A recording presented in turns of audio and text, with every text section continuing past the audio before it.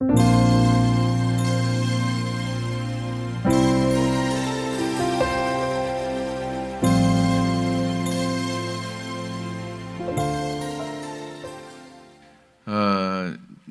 지금 그 세계 선교가 지금 어떻게 움직이는가 하는 걸 얘기를 할 건데요. 이게 조금 어려운데 여기 선교사님 계세요? 그래요. 몇 년 되셨어요? 10년. 어디서 사역하세요? 아르헨티나? 그렇구나. 그래서 하여간 좌우간 제가 그냥 쉽게 설명을 하겠습니다. 쉽게 설명을 하는데 중간에 아무 때나 질문이 있으면은 손을 들어주세요. 그래서 이게 여러분들이 제 논리를 잘 따라왔으면 좋겠는데요. 그 선교적인 단어들이 많이 있습니다. 단어들이 많이 있는데 그냥 넘어가겠습니다. 그래서 아냐 잘 모르실 수도 있기 때문에 그냥 넘어가는데요. 우리가 그 선교를 이렇게 얘기를 합니다. 그래서 지나간 서양 사람들 중심으로 한 선교가 지나간 1500년 전부터 마틴 루터로부터 시작을 해가지고 계속해서 흘러오다가 그 다음에 근세 선교가 한 200년 됐거든요. 그래서 계속해서 선교사들이 사역을 했는데 주로 어떻게 선교를 했냐 하면은 선교사들이 가잖아요. 선교사들이 가면은 이제 복음을 전하고 교회를 세워야 되잖아요. 근데 이제 그 복음을 전하는데 현지인들을 이렇게 직접 가서 만나는 일도 어렵고 어쩌면 직접 복음을 전하는 일도 어려우니까 선교사들이 뭐를 하냐 하면은 뭐 학교나 병원이나 뭐 센터나 직업학교나 이런 걸 세우는 거예요. 유치원이나 이런 걸 세워 가지고 이제 사람들을 거기서 커뮤니케이션을 하고 컨택을 해가지고 이제 예수에 대해서 좋은 생각이 있고 그러면 복음을 전하고 그리고 난 다음에 예수 믿는 사람이 생기면은 이제 그때 가서 교회를 세우는 거거든요. 이런 선교 방식을 우리가 선교학적인 용어로 크리스텐덤 미션 이렇게 얘기를 하는 거예요. 그래서 한국도 그러고 아시아나 아프리카나 남미의 수많은 나라들이 미국이나 유럽 선교사에 의해서 이제 예수를 알게 됐는데요. 저는 한국 보면은 한국에도 뭐 병원이 있잖아요. 뭐 서울에는 세브란스 병원도 있고 뭐 하여간 이 전국의 병원이 다 있어요. 그리고 학교도 많잖아요. 학교도 예를 들어서 서울에도 무슨 뭐 대학도 연세대학교, 이화대학교, 무슨 뭐 대광고등학교, 무슨 경신고등학교, 뭐 정신여고 이런 학교들이 많잖아요. 그게 아마 대한민국 전역에 다 있잖아요. 근데 저는 태국 선교를 오래 했는데요. 저는 지금 36년하고 7달 된 선교사입니다. 그러니까 이제 제가 태국에서 33년을 있었어요. 그런데 태국에도 불교 나라이긴 하지만은 거기도 기독교 학교가 많아요. 그러니까 천주교도 기독교 학교를 한 열 몇 개 가지고 있고요. 개신교도 기독교 학교를 열 몇 개를 가지고 있어요. 그리고 대학도 있고요.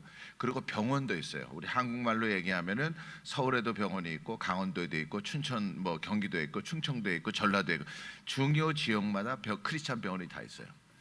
이 중동 지역에도요. 제일 먼저 복음이 들어간 데가 바레인인데 바레인에 미션 병원이 있어요. 그 미션 병원이 있어가지고 거기도 선교사나 목사가 가면은 다 100% 공짜예요. 그러니까 전 세계 어딜 가도 선교사나 목사라고 해서 100% 공짜 해주는 병원이 없는데 바레인에 있는 선교 병원은 그 공짜입니다. 그러니까 설립자에 의해서 그렇게 생겨지는 건데 어쨌든 이 병원이나 학교나 교회를 이런 일을 통해 가지고 현지인하고 컨택해서 현지인이 예수 믿으면은 그 사람들 때문에 교회를 세우게 이런 방식이 크리스텐덤 선교라고 하는 겁니다. 그러니까 우리 한국 교회가 어떻게 선교를 이해했냐면은 언더우드나 펜셀라나 뭐 그 외에 무슨 뭐 허드슨 테일러나 무슨 뭐 윌리엄 캐리나 유명한 선교했던 이런 사람들의 자서전 같은 걸 보면서 이제 우리도 모르게 선교를 어떻게 배웠냐면 선교는 이렇게 하는 거구나. 선교사가 가면은 학교를 하거나 센터를 하거나 뭐 유치원을 하거나 뭐 이렇게 해가지고 교회를 해오는거나 이렇게 하는 거니까 한국 선교사들이 가가지고 먼저 가서 뭐 센터를 하겠습니다. 그러면은 목사님들이 의심을 안 해요. 센터는 반드시 해야 되는 줄로 알고 있는 거죠. 그리고 나서 우리가 뭐 교회를 세우겠습니다. 그러면 반드시 교회를 세워야 되는 줄 아니까 왜냐하면 아는 게 그밖에 없는 거예요. 그리고 책을 통해서도 아는 게 그런 거고 또 남의 말을 들어서도 아는 그런 거고 그러는 거니까 이제 그런 식의 선교를 지금까지 해온 겁니다. 이런 선교를 우리가 크리스천덤 선교라고 얘기하는데 앤드류 월스라는 학자가 뭐라고 얘기했냐? 이 앤드류 월스는요 영국 사람인데 오늘날 전 세계에 있는 모든 선교적인 이슈를 20년 30년 전에 얘기한 사람이에요. 그러니까 이 사람은 선교적으로는 아주 그냥 통달한 그런 분인데 선교를 잘해가지고 영국에서 기사가 된 사람이거든요. 그리고 지금 선교를 나름대로 열심히 하려고 하는 사람은 다 사부로 모시는 사람이 앤드류 월스예요. 근데 이 앤드류 월스가 뭐라고 얘기를 했냐 하면은 여기 보면은 오른쪽에 봐서 선교 운동인 크리스천덤 선교는 이 시대 최고의 선교 방법이지만 지금까지 그것 때문에 우리가 예수를 알게 된 거예요. 이지만 바로 이 시기가 비서구 교회가 크리스천덤 선교로부터 떠나가는 시작이기도 하다. 기독교는 더 이상 서구 종교가 아니고 그렇기 때문에 세계 종교 월드 크리스찬이티라 우리가 회복해야 된다는 건데 그 월드 크리스찬이티란 말은 무슨 말이냐면요 비서구 지역에 교회가 많이 세워지니까 서구 학자들이 비서구 지역에 교회가 많이 세워지고 비서구 지역에서 기독교가 점점 커지니까 이런 현상을 가리켜서 월드 크리스찬이티라고 월드 크리스찬이시다 이렇게 얘기를 한 거예요. 아니면 메조리티 월드라는 말을 썼는데 지금 제가 하는 말이 이해가 되세요?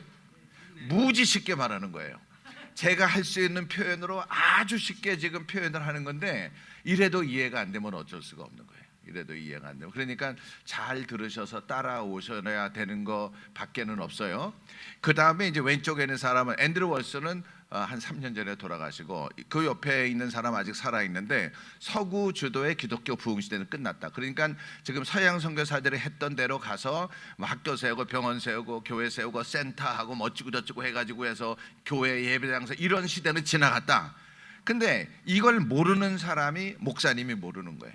이걸 모르는 사람이 현장에 있는 선교사만 모르는 거예요. 그래서 계속해서 현장 선교사들을 깨우치는 얘기를 하고 목사님들을 저희들이 모셔가지고 하는데 이렇게 강의를 하면은 뭐 그냥 저 수영로교회 목사님 몇만 명 모이고 이재호 온누리교회 몇만 명 모여도 지구촌교회 목사님 다 와서 앉아서 들어요. 이렇게 하면은 그래서 지금 운동이 지금 많이 바뀌어지고 있는 거예요. 이 사람 뭐라고 그랬는 거 아니? 서구 주도의 기독교 부흥 시대 끝났다. 한국 기독교는 북반구 기독교 미국을 따라한 거죠. 미국을 따라해서 한국 기독교가 부흥하는 교회가 됐지만은 또 외국 선교사들의 초기 선교가 큰 영향을 끼쳤지만은 이제 한국 기독교는 이 북반구 미국 중심의 기독교 선거 운동을 벗어나야 된다. 근데 이게 왜 중요하냐면은 미국이 우리에게 전해준 기독교가 훌륭하면은 지금 미국의 교회가 병들면 안 되잖아요. 그 미국의 교회가 동성애 문제에 있죠, 종교 다음 문제에 있죠, 죄 문제에 대해서 이해가 많잖아요. 그러니까 미국 장로교도 수천 개 교회가 떠나왔고 또 미국 감리교도 7,800교회가 지금 떠나왔잖아요. 그러니까 이런 기독교를 비서구에 갖다 전해준 거란 말이에요. 이런 기독교를. 그러니까 만약에 우리가 미국을 계속해 따라하면은 언젠가는 우리 교회도 그렇게 되는 게 아닌가 하는 염려가 있는 거란 말이에요. 염려가. 잠깐. 네.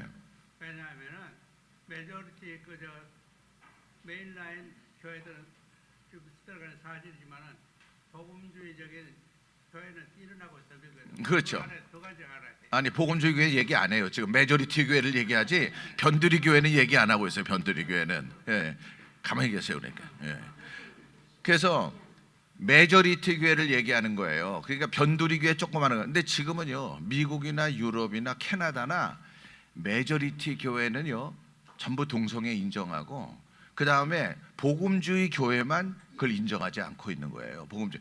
지금 아프리카가 많이 어려운데요. 미국이나 유럽에서 원조를 해줘야 되거든요. 근데 원조를 안 해줍니다. 왜 안 해주는지 아세요? 아프리카 교회가 동성애를 인정하지 않기 때문에 그래요.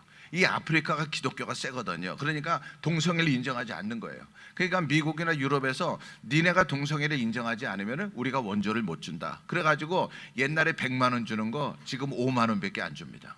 그러니까 동성애만 인정하면 다 도와주는 거예요.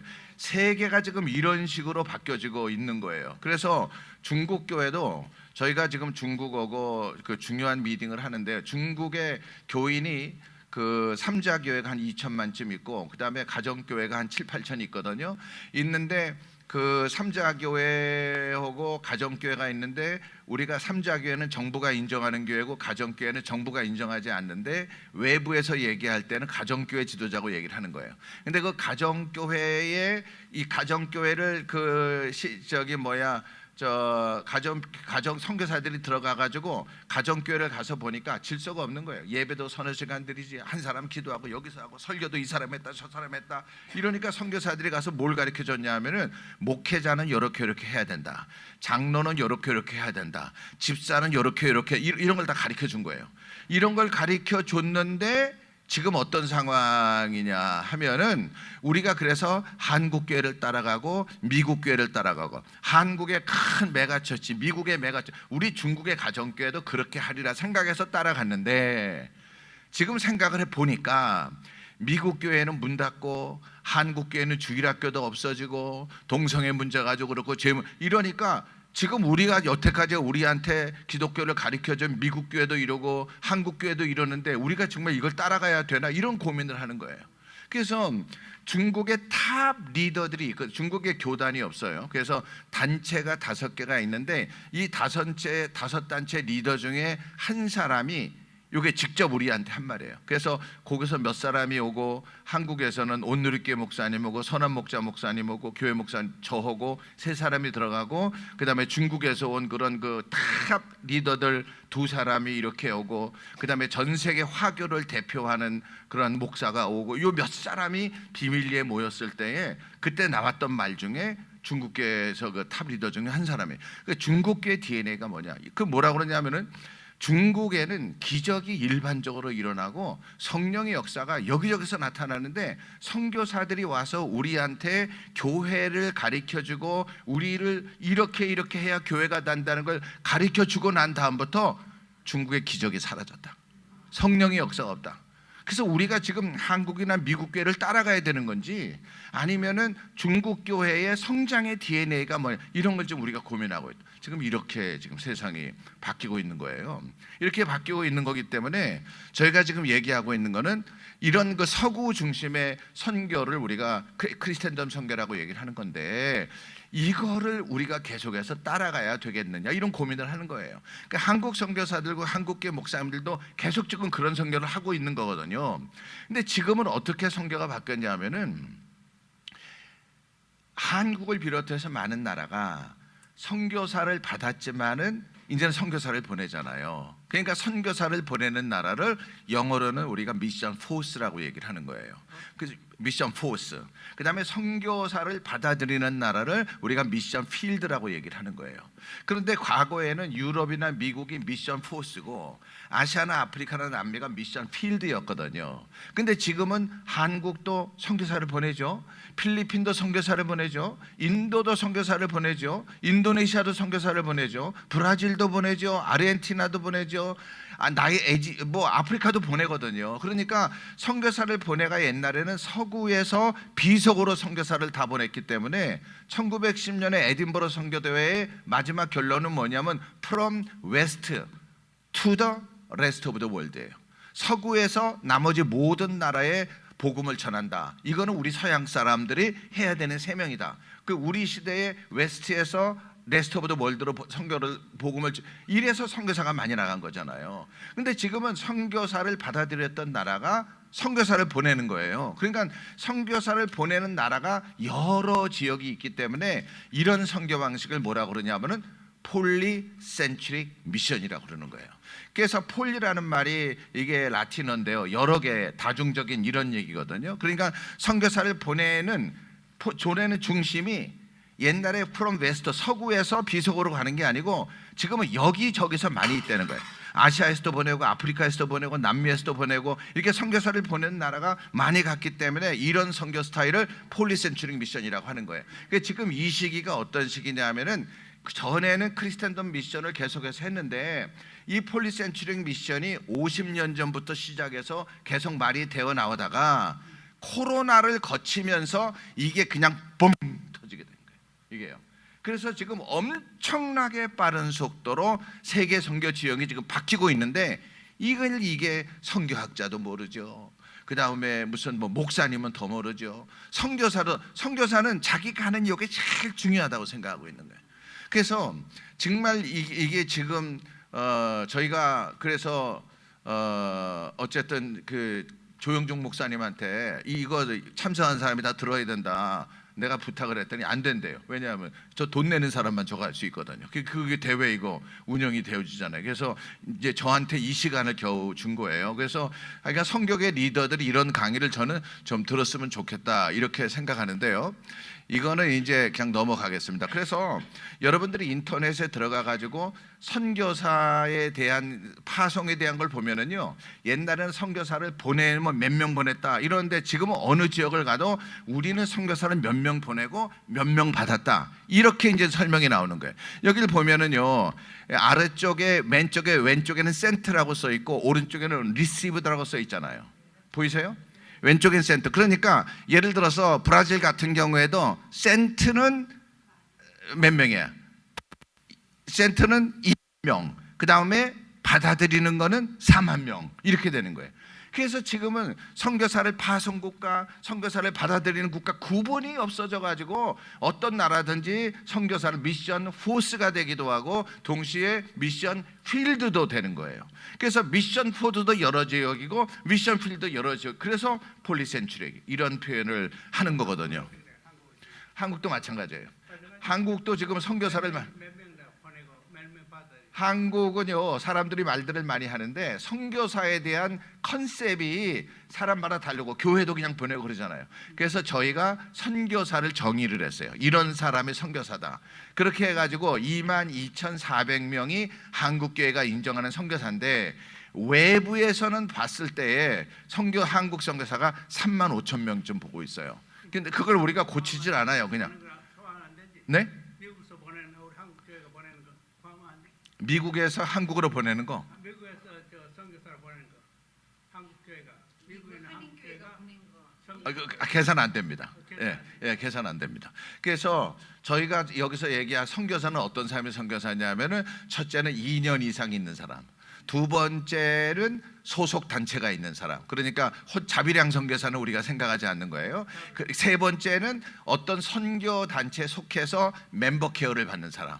그 다음에 그 선교사를 위해서 헌금이 왔다 갔다 이게 있어야지. 그러니까 자비량 선교사는 이제 또 구분이 됩니다. 자비량 선교사는 100% 자비량이 아니고 60% 이상 자비량하면 우리가 자비량 선교사라고 그러고, 하여간 이런 기준이 있습니다. 그래서 개교회가 파송된 사람은 선교사로 인정을 저희가 하지 않는데, 그런 이유가 왜 그러냐면은 코로나 때에 그 남미에 있는 어떤 나라의 집사님 한 분이 선교사인데 그분이 돌아가셨어요. 왜냐하면 코로나 때 우리가 헌금을 많이 해가지고 순직한 사람들 많이 도와줬거든요.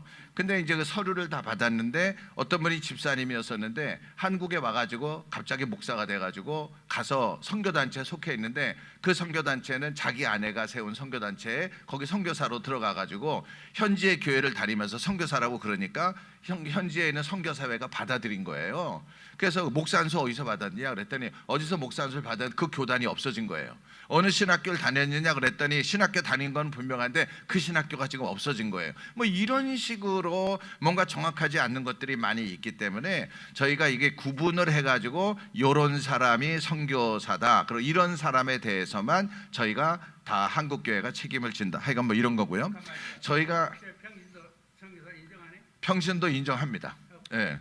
근데 그러면 한국 선교가 과연 지나간 해방 이후에 1955년에 우리가 해방 이후에 선교사를 보내가지고 지금까지 나왔는데 한국교회가 선교를 잘하고 있냐? 우리가 이런 생각을 하는 거예요. 한국 선교가 건강하냐? 이제 이런 생각을 하는 거예요.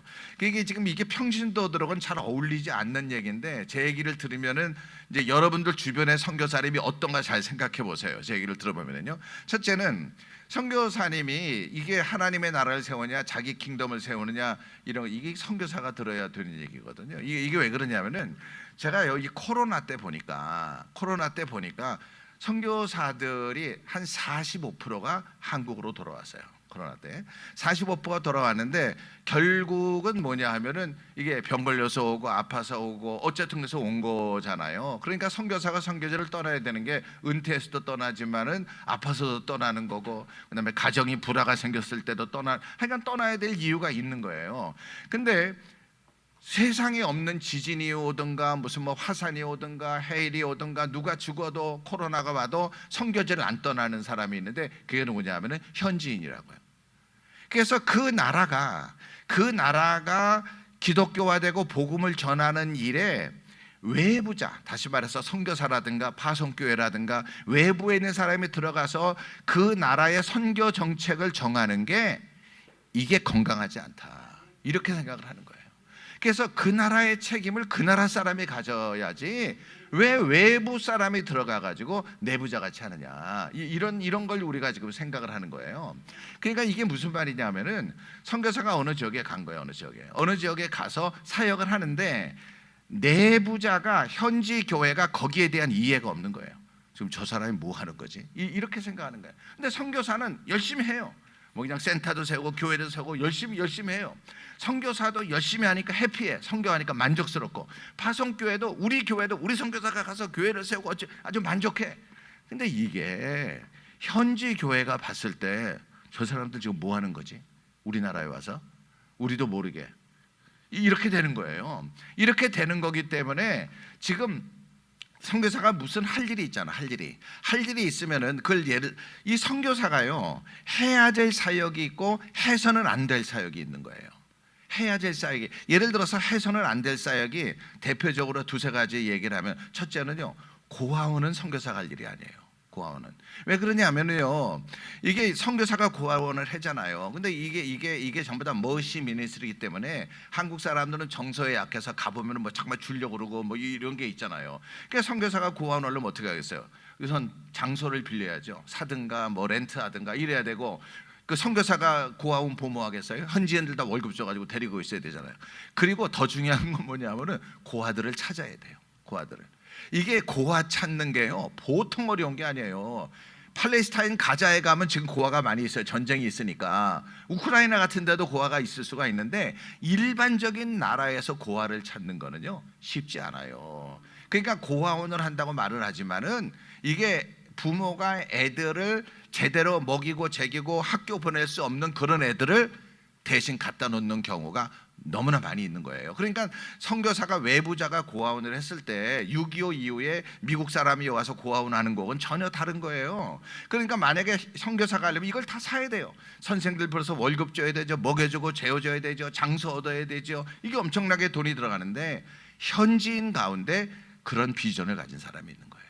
그때 그 사람은 그걸 하고 싶어. 그러니까 그 사람은 다 하려고 하는데 현지이니까 자기식으로 다 하는데 뭐가 요만큼이 부족한 거예요. 선교사가 하면은 100만 원이 드는데 현지인이 하면은 우리가 한 5만 원, 10만 원만 도와주면 그 사람이 할 수 있는 거거든요. 이런 사역은 선교사가 할 필요가 없다. 예를 들면 이런 거예요. 또 하나, 신학교가 그런 겁니다. 신학교가 그러는 건데, 이게 선교지라고 하는 데는 기본적으로 기독교가 소수 종교고 예수 믿는 사람이 적은 데가 선교지입니다. 그렇기 때문에 주로 이제 가난한 나라들이고요. 그런데 이들 나라에서 현지인들 신학교가 있는데 그걸 어렵게 현지에서 양육해가지고 이렇게 훈련해가지고 모처럼 하나 똘똘한 애 만나가지고 신학교를 보내가지고 신학교에 가서 공부하려고 하는데, 선교사는 가가지고 보니까 이게 신통치 않잖아요. 그러니까 선교사가 좋은 건물을 얻고 에어컨도 놓고 의자도 갖다 놓고 기숙사도 갖다 놓고 애들 공부하면은 뭐 이렇게 용돈도 주고 또 좋은 사람들이 와서 강의하고, 그러니까 거기 가지 누가 자기네 신학교를 가겠어요. 그러니까 이게 지금 현지인의 입장에서 이걸 바라보게 되면은 이거는 수평이동이고 지금 선교사 가서 뭐 하는 거야? 우리 교인들 뺏어가는 거 아니야? 그러니까 이렇게 하면 안 된다는 거예요. 근데 나는 신학교를 하고 싶어. 그럼 어떻게 하면 좋으냐? 이랬을 때에는 현지교회 들어가라는 거예요. 현지교회 들어가서 자기가 신학교 교수를 하든가 현지교회고 얘기를 해서 내가 이런 일을 하고 싶은데 니네 할 수 있느냐 얘기를 하든가. 그리고 만약에 현지인이 좋다, 너 와서 이런 거 해달라, 그러면 하면 되는 거고, 안 된다 그러면은 설득하고 그 사람들이 동의할 때까지 얘기하고 1년이고 2년이고 얘기하는 거예요. 그러다가 안 되면 할 수 없는 거고, 되면은 아예 안 되는 거는 성령께서 막아준다고 생각을 해야죠. 그 나라 일은 그 나라 사람이 하는 거니까. 그리고 나중에 되면은 하면 되는 거예요. 그리고 난 다음에 자기가 떠날 때 현지교회가 알아서 하는 거지. 이런 되는 거. 이런 사역들이 여러 개가 있는 거예요. 근데 한국 교회는 이런 걸 코치해 줄 선배가 없는 거예요. 가게 되면은 다 각계 전투하는 거예요. 파송교회가 다 다르기 때문에 지금 이런 것들을 저희가 지적을 하고 있는 겁니다. 이런 것들을. 그래서 이런 것들을 선교사들한테도 제가 이런 걸 지적할 수 있는, 제가 나이가 많아요. 우리 최 목사님보다는 적지만은 70에 70. 내가 나이가 많으니까 여기 이제 후배들이 많거든. 그래서 내가 얘기할 수 있는 거예요. 나이가 많으니까. 이제 은퇴할 때 됐잖아요. 근데 뭐가 두려워서 말을 못 하겠어요. 그러니까 내가 얘기를 하는 거예요. 70. 예. 그래서 이게 선교사가 한국 선교사와 현지 교회 교단과의 관계, 주로 선교사들이 가면은 현지 교회하고 일을 안 하는 거예요. 근데 한국 교회 교인들은 미국도 마찬가지인데 의식이 없어. 우리 교회가 어느 지역에 선교사를 보냈다 그러면 거기 가서 잘한다고 하는데, 그 선교사 보내서 어쨌다고? 그 선교사가 가서 무슨 일을 하는데 그게 현지 교회고 무슨 관계가 있는 거예요? 자기 사역을 하는 건데. 임팩트를 줘야 되는데 임팩트를 못 주는 거예요. 근데 이게 못 주는 이유가 몇 가지가 있는데, 현지 교회가 이 선교사를 받을 준비가 안 돼 있는 거예요. 어떠한 이유로든지. 그러면 들어가고 싶어도 못 들어가는 거고, 또 현지 선교사가 거기에 들어가서 그 사람들의 말을 안 듣고 싶은 거예요. 그 사람들의 말을, 뭐 현지인들이. 그러니까 안 들어가는 거거든요. 근데 가서 현지인의 잔소리를 들어야 좋은 선교사가 되는 거예요. 예. 그래서 현지인이 우리보다 부족한 거는요, 첫째는 돈이었고, 두 번째는 신학을 모르는 거예요. 우리처럼 공부를 많이 안 했어요. 그러니까 이 두 가지를 빼놓고는 말도 잘하죠. 그 나라 문화도 더 잘 알죠. 지리도 더 잘 알죠. 역사도 더 잘 알죠. 돈 없고 그거밖에 없어요. 공부 못한 거밖에. 근데 코로나 지나면서 보니까 그거 다 필요 없더라고요. 무슨 일이 생기니까 다 한국으로 온단 말이죠.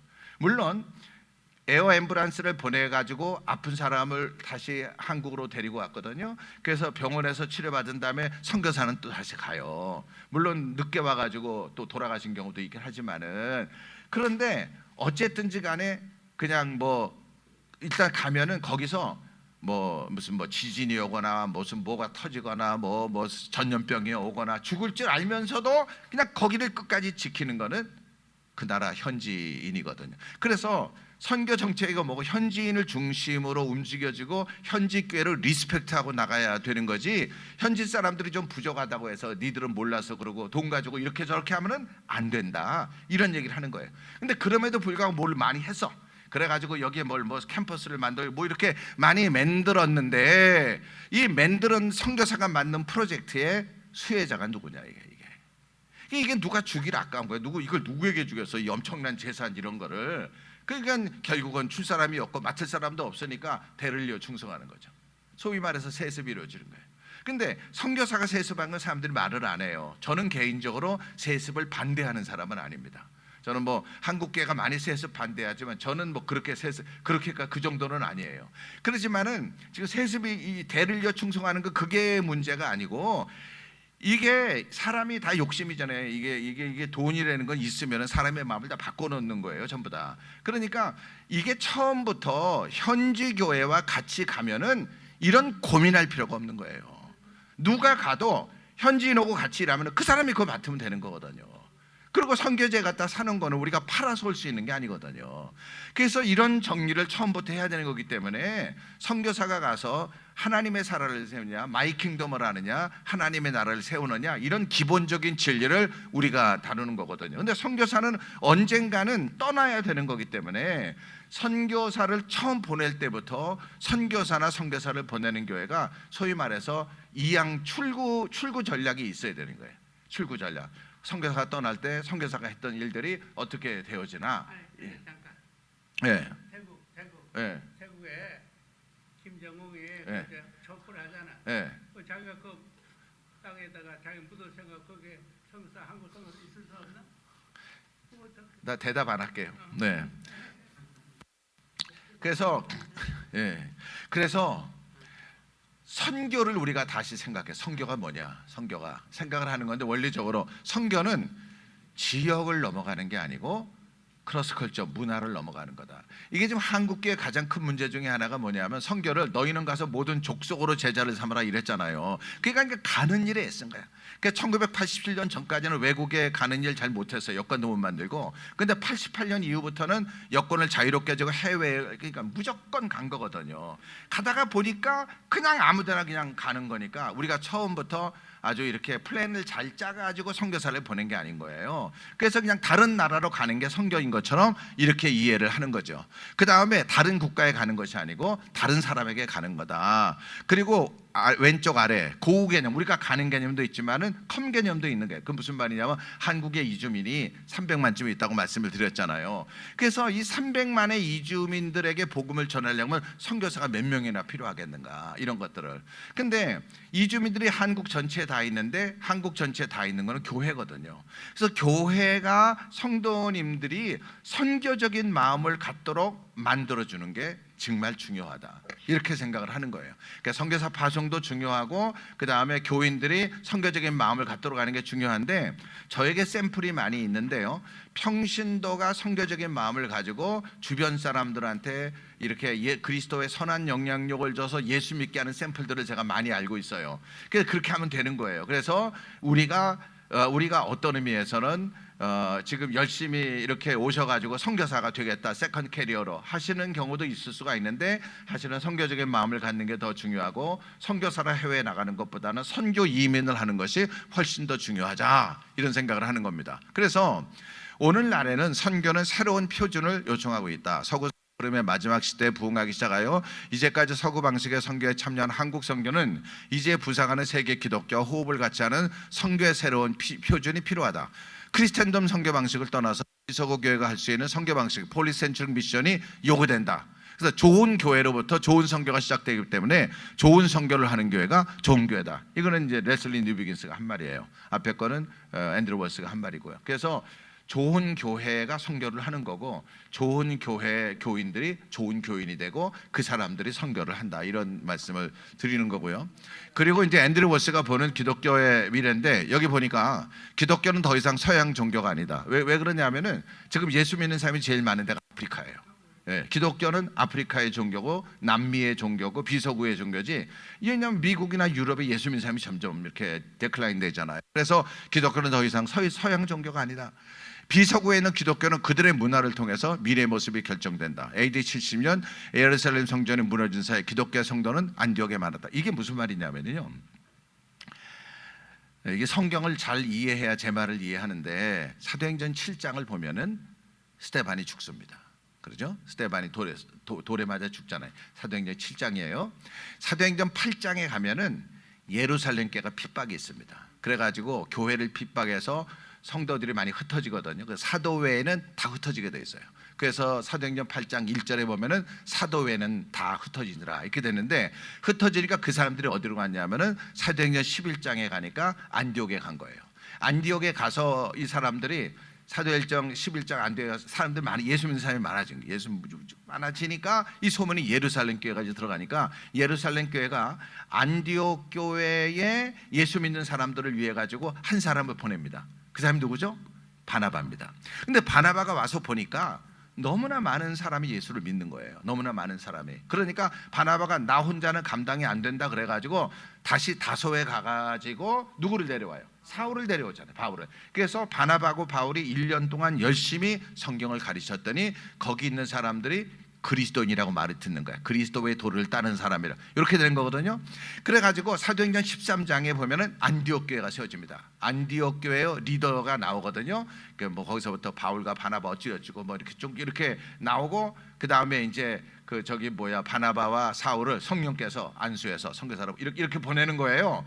근데 이게 사도행전 13장이야. 근데 사도행전 15장에 가면은 이 안디옥에 이게 엄청나게 사람들이 많아지는데, 이 안디옥은 이게 지금의 터키입니다. 지금의 터키. 이번에 그 지진 때문에 손해를 많이 봤어요, 거기가. 근데 여기는 이방인이거든요. 근데 그 당시에 기독교를 믿는다는 거, 유대교를 믿는다는 거, 이방인이 유대교를 믿는다는 거는 유대인의 전통과 풍습과 모세 오경을 따라하는 거예요. 다시 말해가지고 할례를 해야 되고 돼지고기를 안 먹어야 되고 피를 안 먹어야 되고 유대인이 가지고 있는 율례와 계습을 다 따른 사람이 기독교인인 거예요. 이 사람들은. 근데 안디옥에 예수 믿는 사람들은 이 사람들은 전부 이방인이거든요. 이방이니까 이 사람들은 돼지고기도 먹고 피도 먹고 그 다음에 모세 율법하고는 관계가 없는 그런 삶을 산 거예요. 그러니까 이 사람들이 예수를 믿으니까 이게 율법하고 안 맞는 거예요. 이게. 그래가지고 이런 문제를 가지고 예루살렘에 가서 의논하잖아요. 예루살렘 총회에 가서 제 안디옥에 예수 믿는 사람이 있는데 이렇게 다 합니다. 그러니까 이 예루살렘에서 의논해가지고 결론을 딱 내렸는데 이 사람들이 예수를 믿는 일에 그냥 놔두는데 돼지고기 신경 쓰지 마라. 그저 목매어 죽인 거, 피 흘린 거 먹지 말고 음행하지 말고 나머지는 다 용납해라. 이래 가지고 안디옥에 예수 믿는 사람은 예루살렘에 예수 믿는 사람하고 이게 방법이 다른 거예요. 근데 예루살렘께서는 순수한 유대인이 예수를 믿었는데 이 기독교가 예루살렘에서 사도회에는 다 흩어져 가지고 안디옥으로 왔기 때문에 안디옥에 가서 전도해서 안디옥 사람들이 수많은 사람이 예수를 믿었는데 이 사람들은 기본적으로 술도 먹고 담배는 있는지 잘 모르지만 돼지고기도 먹고 피도 다 이렇게 한 거예요. 근데 예수 믿으면 이게 안 되는 걸 물어보니까 그냥 놔둬라. 그래서 예수 믿는 방법이 이방인 안디옥에 있는 사람이 예수 믿는 방법이고 예루살렘에 있는 사람이 예수 믿는 방법이 다른 거예요. 기독교가 이런 식으로 다른 문화권에 넘어간 거라고요. 기독교가 이런 식으로. 여기 있는 건 무슨 말이냐면은 기독교의 위에서 세 번째요. 기독교의 중심이 이동이 됐다. 이 말은 무슨 말이냐면은 예루살렘이 기독교의 중심 됐다가 그 당시에 기독교의 중심이 안디옥으로 갔다. 지금 이런 얘기를 하고 있는 거예요. 이런 식으로 기독교가 중심지가 계속 이동이 된 거예요. 이런 식으로. 그래가지고 사도 바울 때 소아시아 갔다가 그리고 난 다음에 유럽까지 갔다가 그 다음에 북미로 갔다가 그 다음에 거기서 남미로 가고 아프리카로 가고 아시아로 가고 그리고 지금 한국이 한참 지금 일어나고 있다가 지금 이제 우리가 또 이렇게 거꾸로 지고 있잖아요. 그리고 중국이 지금 막 일어나고 있잖아요. 그리고 지금 기독교가 제일 많이 일어나는 데가 아프리카, 남미 엄청나게 일어나고 있거든요. 2050년에 가면은 65%가 예수 믿는다고 얘기를 하고 있거든요. 이런 식으로 기독교의 중심이 지금 이동이 되고 있기 때문에 우리가 생각하는 서구에서 받은 기독교 선교사들로부터 받았던 그런 걸 가지고 우리가 기독교를 생각하면 안 된다. 이런 얘기를 하는 거예요. 그래서 밑에서 예루살렘 교회 성도의 삶하고 안디옥 교회 성도 삶 이런 걸 지금 제가 설명을 한 겁니다. 그래서 기독교의 미래가 이런 식으로 변화가 되어지고 있다. 이렇게. 근데 이해가 되세요? 그러면 공부를 잘 하시는 거예요. 예. 이거는 이제 아까 얘기한 거죠. 스데반의 일로 사도행전 8장에 스데반의 일로 일어난 환란으로 말미암아 사람들이 베니게와 구브로 안디옥까지 가서 유대인에게만 말씀을 전한다. 여기 유대인에게만 이랬잖아요. 그러니까 유대인이 유대인에게 복음을 전한 거예요. 이걸 우리가 전도라고 얘기하는데 그 다음 보면은 그 중에 몇 사람이 안디옥에 이르러 헬라인에게도 주 예수를. 이거는 유대인이 헬라인에게 복음을 전한 거예요. 지금의 그리스. 그러니까 이거 선교라고 우리가 얘기할 수가 있는 거거든요. 어쨌든 그래서 저희가 지금 얘기하고 있는 거는 선교는 선교사만 하는 게 아니다. 평신도도 여기 사도 외에는 다 흩어진 사람들도 다 선교를 하는 거예요. 그래서 평신도는 선교사가 될 필요가 없어요. 여기 선교사 하나도 없어요. 여기 있는 사람들. 그래서 교회가 파송한 사람, 성경이 얘기하는 교회가 파송한 사람은 사도행전 13장에 바울과 바나바밖에 없어요. 이 사람들은 선교사도 아닌데 선교적인 일을 그냥 한 거예요. 그래서 저희가 지금 얘기하고 있는 거는 선교사가 아니고 목사가 아니더라도 선교적인 일을 해야 된다. 이런 얘기를 지금 하고 있는 겁니다. 그래서 앞으로 한국 선교계가 이 세계 기독교 시대에 나아갈 일은 뭐냐면은 한국 선교사는 서구 선교사 접근이 쉽지 않은 중앙아시아, 서아시아 등에서 복음을 전하는 게 장점이죠. 한국 선교사들이 교회 개척을 잘하거든요. 그리고 지금 중국의 초창기에 간 선교사들이 교회 개척을 엄청나게 했어요. 교회 개척을. 그래서 중국 교회도 그런 걸 가지고 한국 선교사들한테 감사하고 있어요. 우리는 돈이 없으니까 머시 미니스트리 구제는 못했는데 그건 미국 사람이 다 하고 한국 사람은 교회 개척 열심히 하고 이렇게 되는 거예요. 그리고 이제 근데 두 번째, 현지인은 기독교를 식민지 운동과 연계하는데 한국은 식민지를 삼은 나라가 없고 식민지 피해자에서 우리가 복음을 전하는데 문제가 없어요. 미국 사람 못 가는 데가 많아요. 근데 한국 사람은 다 갈 수 있는 거죠. 그리고 세 번째, 서구교회 청교 전략 실수를 그대로 답습하면 안 된다. 예. 이게요, 돈이라는 게 좋기는 하지만 선교는 돈 가지고 하는 게 아니거든요. 근데 이게 미국 사람들 돈이 많으니까 그냥 돈 가지고 가가지고 현지인 월급 다 주고 그렇게 하는 게 아니거든요. 하여간 샘플이 많이 있지만은 얘기 안 하겠어요. 마지막 네 번째, 그러나 한국 선교는 독립적으로 우리만 이렇게 하고 남들과 같이 안 하기 때문에 아시아의 다른 나라, 남미, 아프리카 선교사와 같이 일하는 것을 배워야 한다. 그래서 서구 선교의 패러다임은요, 크리스텐덤 미션이라는 게 이런 거예요. 기독교 복음이 기독교 지역에서 비기독교 지역으로 가는 겁니다. 교회가 있는 지역에서 교회가 없는 지역으로 가는 겁니다. 그렇게 가서 선교는 누가 하냐? 선교사가 하고 선교단체가 하는 거예요. 그럼 교회는 뭐 하냐? 돈 보내주고 기도하는 거예요. 여러분의 교회가 어떤지 살펴보세요. 돈 보내주고 기도하는 거예요.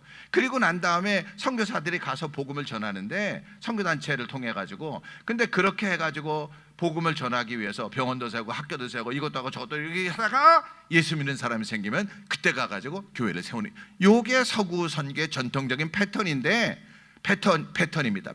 요게요, 패턴인데, 이런 크리스텐덤 선교는 특정한 기간 동안 하나님이 사용하시는 선교 방법이었다. 이게 그러니까 일정 기간 하나님이 사용하시는 선교 방법, 우리가 그 방식으로 예수를 알게 된 겁니다.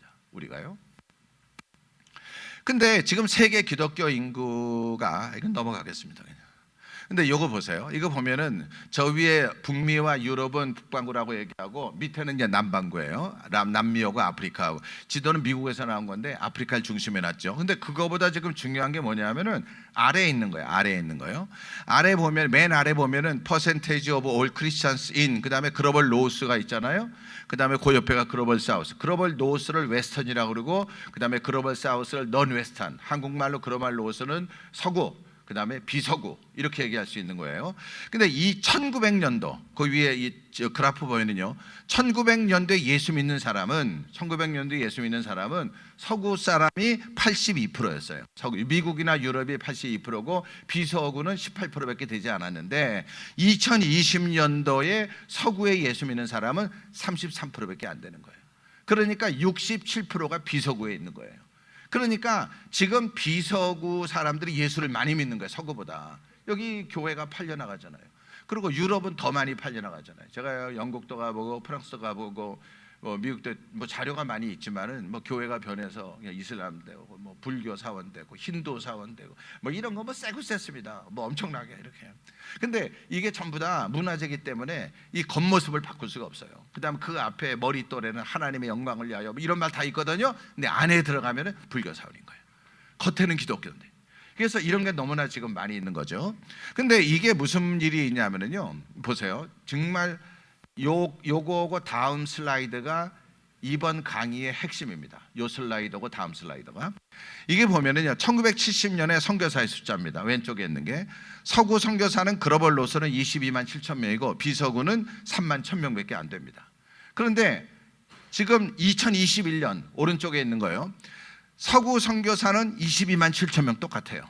그런데 비서구만 20만 3천 명, 소위 말해가지고 17만 명이 늘은 겁니다. 그러니까 서구 선교사도 나오지만은 관두는 사람도 많고 뭐 이러니까 숫자가 똑같은데 비서구만 이렇게 엄청나게 늘어간 거예요. 그래서 우리가 합리적인 생각을 한번 해보는 겁니다. 합리적인 생각을 하면은 앞으로 선교사가 나오면은 서구에서 많이 나올까? 비서구에서 많이 나올까? 비서구에서 많이 나오는 거잖아요. 비서구에서. 근데 비서구는 어떤 나라냐 하면은, 비서구는 글로벌 사우스는 어떤 나라냐 하면은 아주 심플하게 얘기해서 가난해. 아프리카 가난하죠? 남미 가난하죠? 아시아도 한국 빼놓고는 뭐 다 가난하잖아요. 그러니까 이 가난한 나라에, 그러면 가난한 나라에 선교사가 나오면은 지금 미국이나 유럽 선교사들이 하는 것처럼 그렇게 돈을 많이 쓸 수 있겠냐 이 말이에요. 예? 이 가난한 나라서, 예를 들어서 아르헨티나, 지금 아르헨티나라고 그랬지. 아르헨티나가 그럼 아르헨티나 교회가 파송했어요? 그러지는 않죠. 근데 우선 아르헨티나라고 얘기하자고요. 아르헨티나가 최근 몇 년 동안에 인플레가 한 500% 된 거예요. 그러니까 처음에 선교사 나갔을 때 1,000불을 받고 나갔으면은 지금 200불 받는 거예요. 지금요. 200배 받는 거거든요. 그러니까 이게 지금 남미 전체가 지금 가난하니까 이 가난한 사람들이 가서 미국이나 유럽 선교사들이 한 것처럼 그런 일을 할 수 있겠느냐, 이게 그런 얘기를 하는 거예요. 그래서 계속해서 이게 다 넘어갈게요. 지금 내가 보니까 끝날 시간이 된 것 같아요. 예. 그래서 제가 하나만 보여주고 넘어가겠습니다. 이것도 넘어가고요.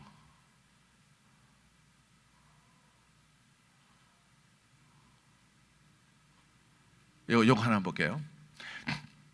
이거는 뉴욕에 있는 미국 신문이에요. 크리스찬 데일리라는 신문인데 저희가 지금 비서국 교회 같이 선교 운동을 하고 있거든요. 그렇게 하고 있어가지고 이제 지난번에 그 유럽에서 그 미국 유럽 사람들이 한국 선교사들이 유럽에 많이 있으니까 한국 선교사들이 유럽 교회와 같이 할 수 있는 게 뭐가 있느냐 저희들을 발표해 달라고 그래서 이제 가서 발표를 했어요.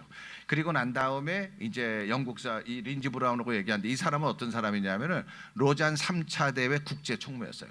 그리고 로잔 3차 대회 폐회에 설교를 하고 영국 전체 리더지만 유럽의 리더예요. 이 사람이 얘기하는 건데 지금 비서고 교회가 계속 일어나니까 이 사람 뭐라고 그러냐면은요. 이 기자가 쓴 거예요. 글로벌 로스 이게 서구에 있는 교회가 should say respond yes라고 해야 된다. 서구 교회가 yes라고 해야 된다. 언제 yes라고 하냐면은 to global south leader 서구 비서구 교회 리더들 who put their hand out for partnership 손을 내밀어서 서구 교회하고 파트너십을 하자고 손을 내밀 때에 서구 교회는 should respond yes 해야 된다. 지금 이 말이에요. 이 말을 says 린지 브라운 이렇게 얘기한 거예요. 이게 언제 얘기냐면은 2024년 6월 10일 얼마 안 된 날, 한 달도 안 됐어요. 그러니까 지금 비서국 교회가 이렇게 막 올라가고 있으니까 영국 교회가 지금 어떻게 생각하냐면은 우리가 한국 교회하고 같이 일해야 된다. 우리가 비서국 교회와 같이 일해야 된다. 그래가지고 저 사람이 뭘 얘기했냐면은 내년에 영국 교회가 한국 교회 리더들을 초청해서 옥스포드에서 초청을 했어요. 그래서 우리가 영국 교회하고 한국 교회가 같이 우리가 선교를 했으면 좋겠다. 그리고 비서국 교회하고 유럽 교회가 그래서 내가 물어봤어요. 아니 우리는 지금 비서국 교회하고 같이 하면서 돈 안 쓰는 선교하려고 하는데 지금 영국 교회 같이 할 수 있느냐? 그랬더니 린지 브라운이 뭐라고 그러냐면 예스 이렇게 얘기를 하는 거예요. 그래가지고 유럽 전체가 지금 제가 유럽의 리더들을 여러 사람 만났거든요. 유럽 리더들이 우리가 한국 교회와 비서교회가 같이 가는데 우리가 크리스천덤 선교를 포기하고 이거는 터미네이트하고 그리고 한국 선교와 비서국 교회가 같이 가는 이 크리스천덤 선교 돈 안 쓰는 선교를 우리가 앞으로 비서국 교회가 같이 하겠다. 이게 지금 그런 얘기를 하는 거예요. 이게요. 근데 이런 일을 하자고 이게 이제 우리가 모여서 얘기를 한 건데요. 모여서 얘기하는데 이제 지난번에 방콕에서 모인 거예요. 이건 뭐 여러 가지가 많이 있지만은 이제 그래서 우리가 선교제에 가서 선교사가 이렇게 해야 된다 하는 것을 가지고 이제 이렇게 지금 20나라에서 온 40명이 서명한 거예요. 조인트 서명. 그래가지고 이거를 전 세계에 필요한 지역으로 다 보냈어요. 전 세계에 필요한 지역으로. 그러니까 전 세계가 지금 그런 걸 알고 있는 거죠. 그래서 앞으로 마지막 남은 이 선교 역사에 비서국 교회와 한국 교회와 같이 가려고 하는 이런 움직임이 있는 건데 요거를 선교사만 지금 이해를 못하는 거예요. 요거를 이게 지금 목사님만 이해를 못하는 거예요. 요거를. 그러니까 선교학자들도 우리가 불렀어요. 한국에서 그냥 중요한 대학에 15개 대학에 선교학자 30명 이렇게 와가지고 이걸 또 우리가 다 얘기를 했어요. 교수들이 고맙다고 이렇게 얘기하고 계속 이런 얘기를 하고 있어요. 그래서 지금은 선교사님들이 가서 예배당 져주는 거 그거 하면 안 되는 거예요. 그런 거 하면은 근데 이게 지금 목사님들이 예배당 져주는 거 좋아해가지고 그냥 뭐 누구 뭐 생일도 하고 회갑되면 교회 하나 치라고 그러고 1,000만 원면 10,000불이면 된다고 그러고 그런 거 하면 안 되는 거예요. 그런 거 하면은 그래서 선교가 그거라고 생각을 하고 있는 거거든요. 그런 게 아닌 겁니다. 그래서 그 서구 사람들의 생각에 의해서 그런 일을 한 건데 지금은 그런 거 하는 시대가 아니다. 그런 거 하는 시대가 아니다. 그래서 우리가 이렇게 얘기를 하잖아요. 그러면 온누리교회 목사님 수만 명 이재현 목사님도 듣고 질문해. 그럼 우리 뭐 좋습니다. 선교비 안 보내도 되니까. 그러니까 그게 아니고 선교가 돈은 필요한 거지만은 그냥 이영은 목사님도 이게요. 이제 이게 마지막으로 이게 쭉 보면은 이 사람은 누구냐면은요 아프리카 엔터프라이즈 CEO인데 그 2010년에 로잔 할 때 전체를 책임졌던 사람이에요. 준비하는데 아프리카 케냐 사람인데 유명한 사람이에요.